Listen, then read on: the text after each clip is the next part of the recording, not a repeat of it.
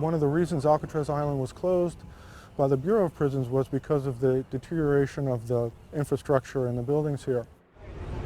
The National Park Service inherited the deteriorated buildings in the early 70s. The historic prison on Alcatraz is in serious need of repairs. So we're replacing the old rail and the old post.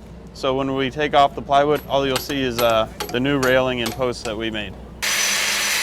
Public-private partnerships like this are helping to tackle more than $11 billion in needed repairs across some 400 sites in the national park system. A partnership like this is able to tackle the things that might not come up on the radar to get funded otherwise. Like repairing this staircase from underneath to preserve the historic wear and tear from guards making rounds. So the red X that you're looking at right now is actually the site where the escape occurred. Yeah, see if you can work it out, otherwise you're going to strip that. What we do with the Concrete Preservation Institute through this partnership with the National Park Service and industry is train military veterans. We're also an active duty career skills program, and then we also bring in college students.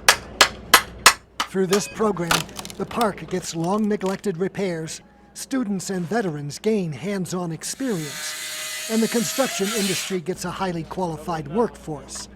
And there's a lot of satisfaction in a job well done. I think it's a great thing what they're doing out here to preserve these national parks. We're getting to learn this stuff in the process of restoring such a historic place.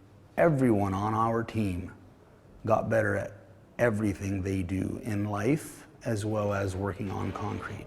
From This American Land, Gary Strieker for NBC News.